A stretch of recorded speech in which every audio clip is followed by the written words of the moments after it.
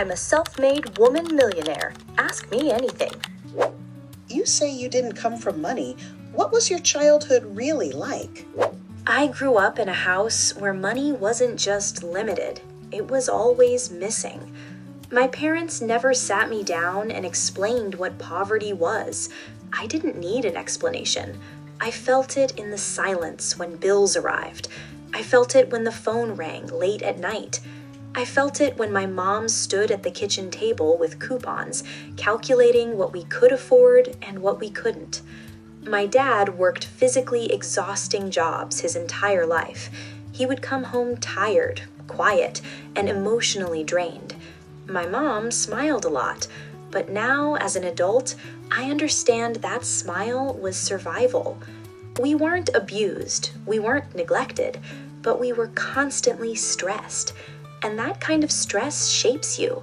I learned early that asking for things was dangerous, that wanting too much made you ungrateful, that stability was something fragile, something that could disappear at any moment.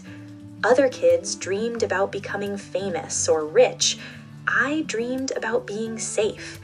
I wanted a life where an unexpected expense didn't feel like the end of the world, where my parents could breathe, where I could make choices without fear being the deciding factor.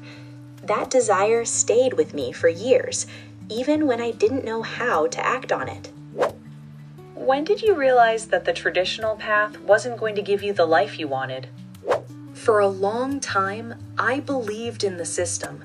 I believed that if I followed the rules, everything would work out. I studied hard. I took on student loans because everyone said it was an investment. I worked part-time jobs to survive while pretending it was temporary. College wasn't a bad experience, but it was exhausting. I was constantly tired, constantly anxious, constantly worried about money. When I finally graduated and got a full-time job, I thought the hardest part was over. It wasn't. I was working long hours, answering emails late at night, and still barely moving forward financially. My paycheck disappeared the moment it arrived. Rent, loans, utilities, groceries. One night, I sat on my bed with my laptop open and did something simple. I calculated my future. If I kept going exactly like this, I would be stuck. Not failing, not starving, just stuck. And that realization was terrifying, because comfort without growth slowly kills ambition. That was the moment I understood. Security alone wasn't enough for me. How did you actually start making money outside of your job? What was the first real step? I didn't wake up one day feeling confident. I started quietly, almost secretly. I noticed how many businesses around me struggled with basic online presence.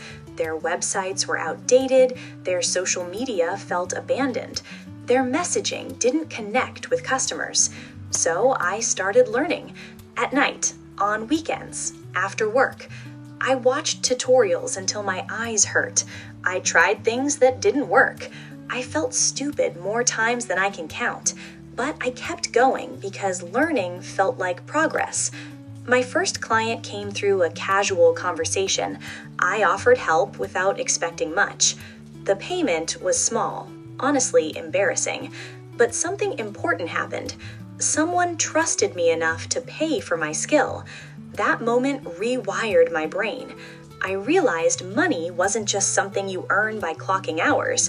It was something you earn by solving problems. From there, I kept going, slowly, imperfectly, but consistently. What was the hardest and scariest decision you had to make? Quitting my job was terrifying. I didn't feel ready. I didn't feel prepared. I felt desperate and hopeful at the same time. People want me constantly. Some meant well, others didn't, but almost everyone said the same thing. You're being unrealistic. The first year on my own was brutal. Some months I felt unstoppable. Other months I questioned everything. I worked more than ever before, but now the responsibility was mine. No safety net, no guarantees. I made mistakes. I trusted the wrong people. I undercharged. I overworked myself. But I also learned something critical. Growth requires discomfort. Fear didn't disappear. I just learned how to move forward anyway. What did becoming a millionaire actually feel like? It wasn't dramatic. There was no moment where everything suddenly felt different. I checked my accounts one morning and realized my net worth had crossed 7 figures.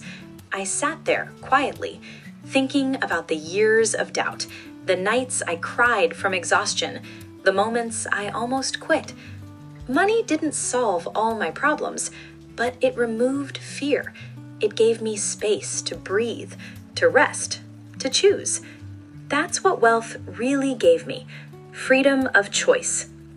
What would you say to women who don't believe this life is possible for them?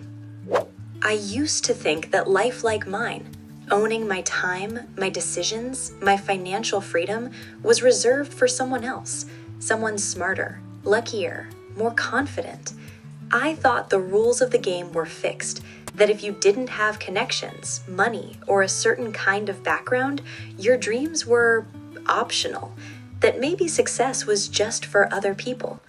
I want to tell you something that I wish someone had told me when I was 19, sitting at my tiny desk, staring at student loan statements, and wondering if I was doomed to average my whole life. Nothing about success is reserved. Nothing about freedom is given. It's earned. And the first step is believing you deserve it. I know that sounds simple, almost cliche, but let me break it down, because it's not enough to say it. You have to live it. You have to breathe it. You have to carry it through failure, exhaustion, and doubt. For years, I felt like quitting was the smarter choice, like maybe I wasn't cut out for entrepreneurship or for anything that required me to bet on myself. Some mornings I woke up in panic, wondering if I had made a huge mistake. I felt guilty for wanting more, for thinking I could live differently than my parents did. I felt fear in my chest like a weight I couldn't lift. But here's the thing, fear doesn't mean you're on the wrong path. Fear means you're on a path that matters. Every moment of discomfort, every mistake, every failed pitch or client I lost, it wasn't punishment. It was practice. It was shaping me into someone capable of not just surviving, but thriving. And the truth is, that growth isn't optional. It's unavoidable if you commit. If you want this life, the life where you make your own schedule, choose your own income, and feel in control of your destiny, it won't come to you neatly packaged. You have to work. You have to study.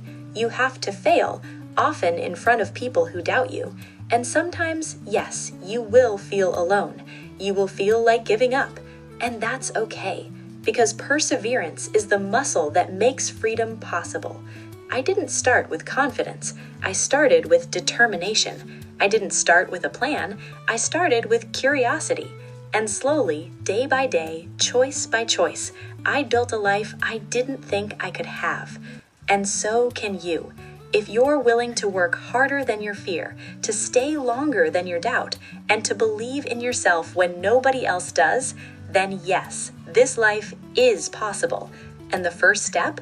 Start believing it is. Not tomorrow, not when you're ready. Start now. Looking back, what is the single most important lesson you've learned on your journey? The thing you would want every woman to remember? If I could sum up everything, all the years of struggle, sleepless nights, doubts, mistakes, and victories into a single lesson, it would be this.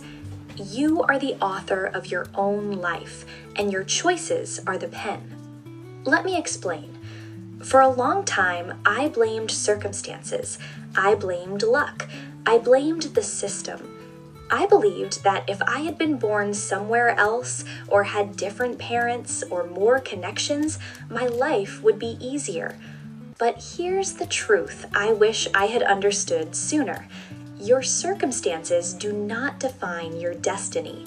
Your choices do.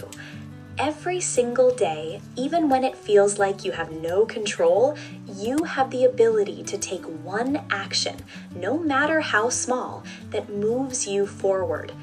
That's the power we overlook, the quiet, almost invisible power of decision. Choosing to wake up and learn, choosing to fail and try again, choosing to invest in yourself when the world says it's risky, choosing persistence over comfort, choosing courage even when your heart is screaming fear. And yes, it's hard. It's terrifying. Sometimes you will want to give up. Sometimes you will fail spectacularly. Sometimes you will doubt yourself in ways that keep you awake at night. But here's the thing. That doubt, that fear, that discomfort, they are the signs you're growing. They are proof you're alive, that you're moving, that you're not settling for a life that isn't yours. So here's what I want every woman reading this to remember. You don't have to wait for someone else to hand you permission. You don't have to be the smartest or the luckiest. You don't need to have it all figured out. You only need to keep choosing yourself. Choose your dreams over fear. Choose action over hesitation. Choose your growth over comfort. Because when you do, when you commit to yourself, something incredible happens. The world begins to reflect back what you believe you're capable of. Doors open, opportunities appear. You become not just a survivor of your circumstances, but the architect of your destiny. And the most beautiful part, you don't have to wait for perfection. You don't have to wait for a perfect moment, a perfect plan, or a perfect version of yourself. You start here with what you have today. That's the lesson I carry with me every day. You are not a passenger in your life. You are the driver. The pen is in your hand. The story is yours to write. Make it bold. Make it fearless. Make it yours. And when you look back years from now, I hope you can say, like I do, that you didn't just live, you created, you chose, you conquered. Because that, in the end, is what success really is. Not the money, not the title, not the lifestyle. It's the courage to decide over and over that your life will be your own masterpiece.